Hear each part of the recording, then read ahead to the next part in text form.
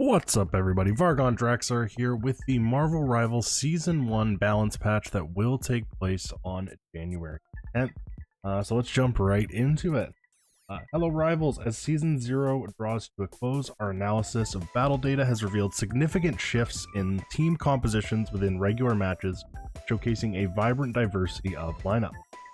However, as the skill level escalates, compositions centered around double shields and ranged have displayed considerable prowess.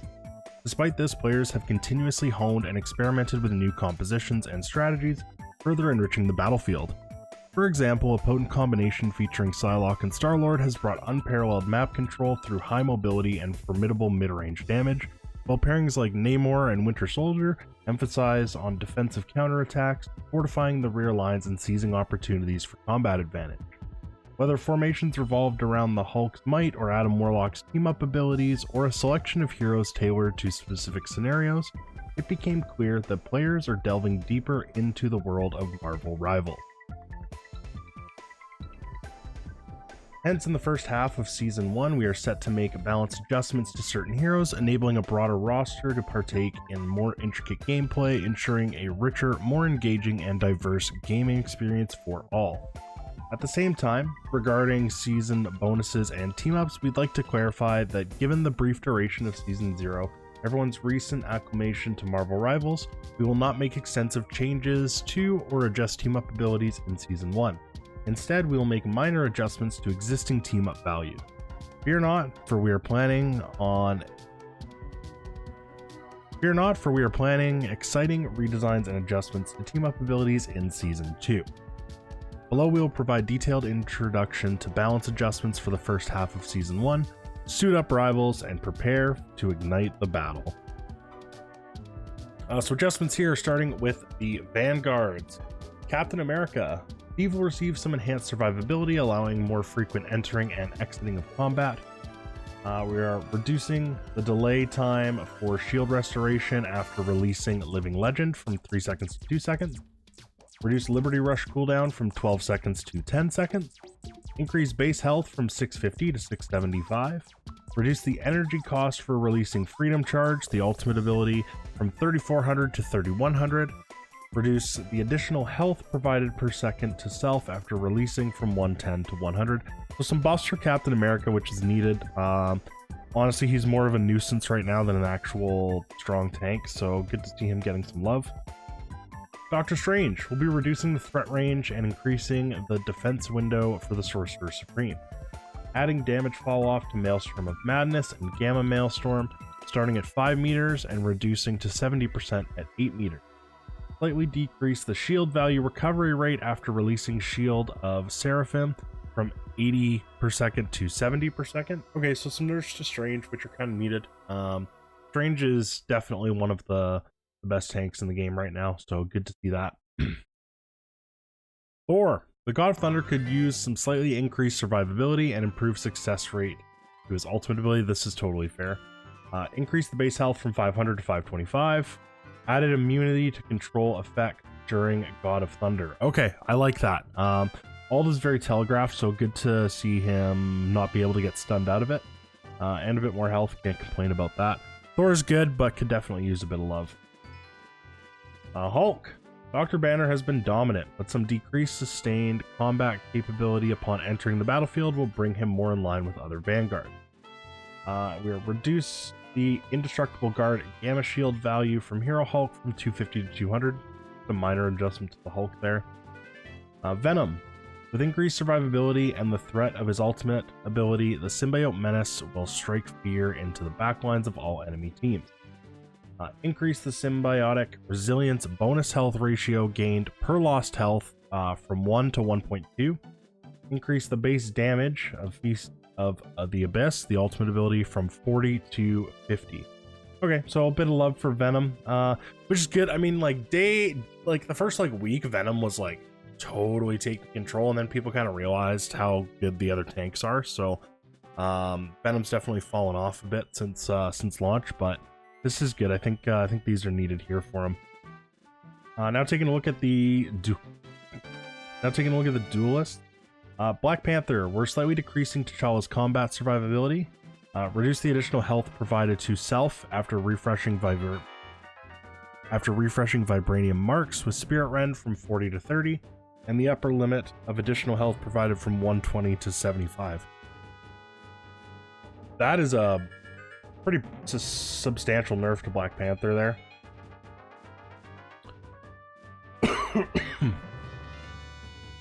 Black Widow. Natasha was very much in need of optimization when evaluating the release experience of her abilities, as well as a slightly increased threat of her ultimate ability. Increase the range of the first effect of Edge Dancer from a 3-meter radius to a 5-meter radius.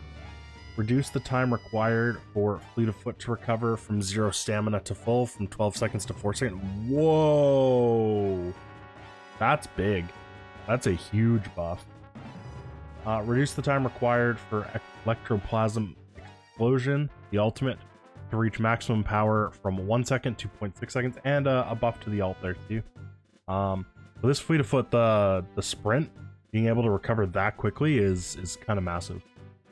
Still not really helping her do, you know, significant damage, which is kind of her ability, but which is kind of her problem, I should say. But those are some good buffs for her. Hawkeye. By decreasing the medium to long range damage capability, reducing the threatening combat radius, and slightly improving the close combat resistance for the Avenging Archer. Slightly reduce the spread angle between every 2 blast arrows. Okay. Reduce the triggering distance of the passive ability Archer's Focus from 60 meters to 40 meters. Reduce the maximum additional damage of the passive from 80 to 70. That'll help with the one-shots for sure at that super long range. Some good nerfs to Hawkeye there. Hela, the Goddess of Death, has been a menace and will be slightly decreasing her combat strength, reducing her base health from 275 to 250. Not the health is the problem. I don't know that this really does much of anything. I mean, yeah, it might force her to use her dash a bit sooner, maybe, but this doesn't really do that much. But we'll see how it plays. Magic. The Queen of Limbo needed an increase to her threat after unleashing her ultimate ability. Increase Umbral Incursion damage in Darkchild form from 115 to 135. There's already some really good Magic players, so that's a pretty good buff to Magic. I think we're going to be seeing a lot more of her coming around. Moon Knight. The Hand of Khonshu will receive a slight increase to the threat of his ultimate ability. Increase the number of talons generated by Hand of Khonshu, the ultimate, from 10 to 14. Increase the explosion radius of each talon from 4 meters to 5 meters. So buff to Moon Knight's ult. Can't complain about that. The ult's definitely like the weakest part of his kit, so I'm okay with this. Namor. We're optimizing the throwing feel of Namor's eggs.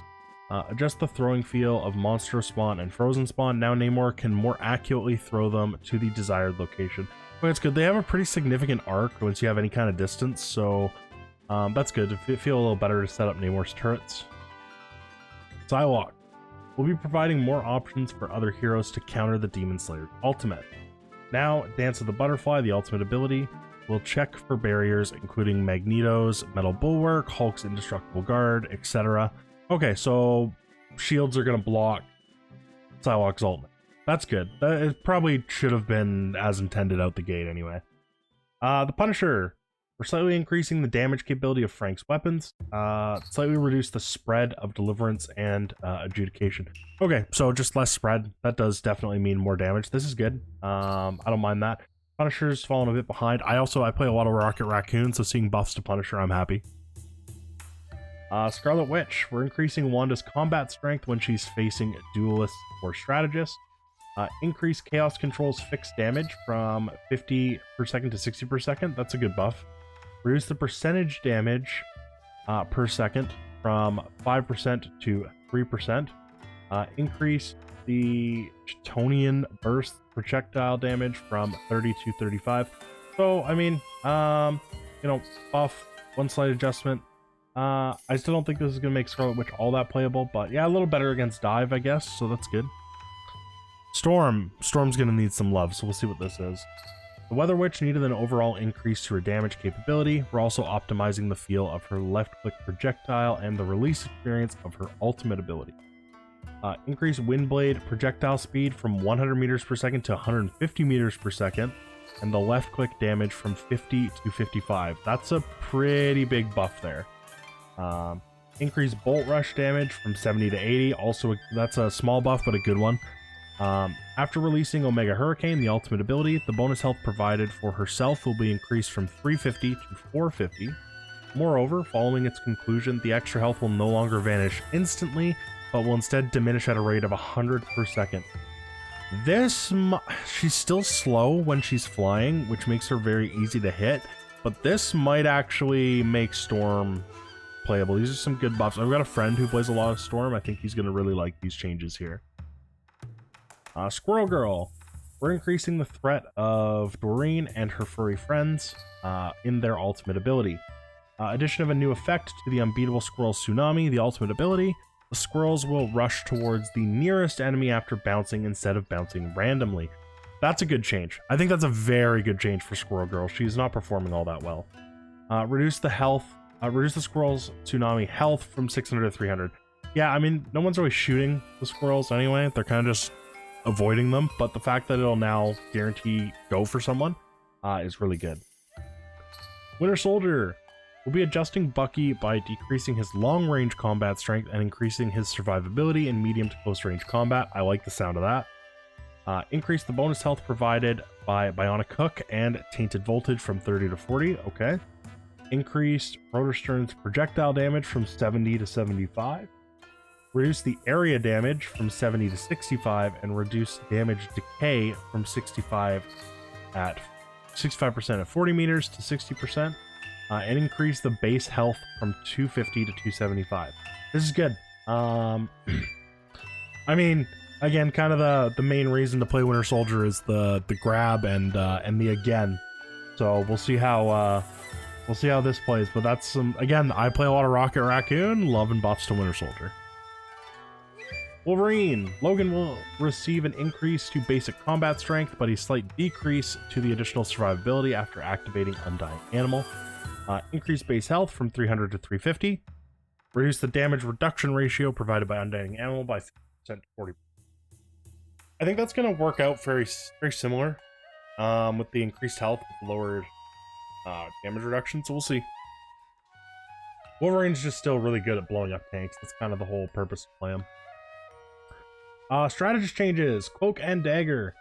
Ty and Tandy will receive an increase to their healing capability as well as an expansion to the coverage area of their ultimate ability.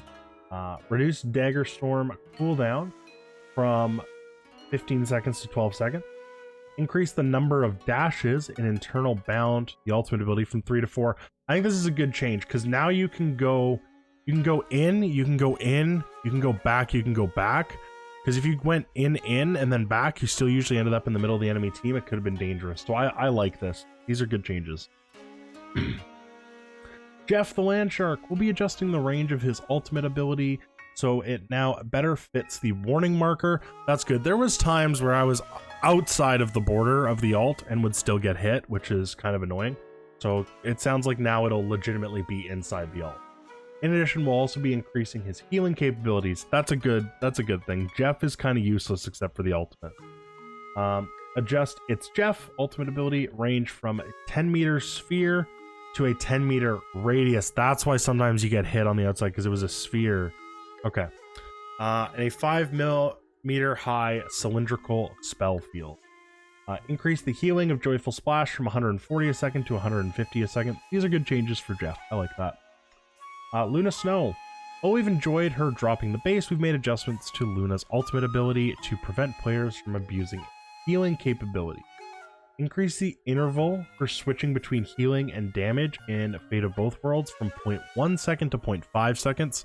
A lot of people, what they were doing is they were actually adjusting the swap over to their scroll wheel. So it was like really easy to spam change. So it's going to be a little more tricky to spam change between damage and healing. I think this is a good change. I wish they would have just reduced the duration rather than playing around with that, but it's fine. I think we'll have to play around with it and see how it feels. Mantis. We'll be making Mantis a bit less fleet-footed, reducing her roaming support capabilities. Reduce Nature's Favor passive movement boost from 2.5 meters per second to 1.5 meters per second. I think that's a good change. Rocket Raccoon. Rocket could use an enhancement to his healing capabilities. Increase the healing of repair mode from 60 per second to 70 per second. Love that. I've said it a few times this video. I play a lot of Rocket Raccoon. Buffs to Rocket. I'm happy. For the most part, they're buffing people or making very slight adjustments as far as nerfs are concerned. I'm very happy with this. I said it in the earlier video. I really wanted to see them kind of only go off buffs rather than do heavy-handed nerfs, and any of the nerfs that have showed up have been very minor, so I'm really happy with these changes. But now let's see what the adjustments they have for the team up abilities for now. So Hawkeye and Black Widow, to further tone down Hawkeye's oppression, we'll be reducing his seasonal buff, reducing Hawkeye's season bonus from 20% to 15. Good change. Hela, Thor, and Loki. Much like Hawkeye, Hela's overwhelming power will be receiving a slight reduction, reducing Hela's season bonus from 20 to 15% as well. So these should really help Hawkeye and Hela not be as strong, although both of them I still think are going to be very, very good still. Luna, Snow, and Namor will be increasing the threat of Namor's Frozen Spawn. Increase Frozen Spawn damage from 25 to 27. Increase Frozen Spawn's slowing effect applied to hit enemies from 25 to 30%. Increase Berserk state of Frozen Spawn damage from 16 to 18. Love that. Good changes.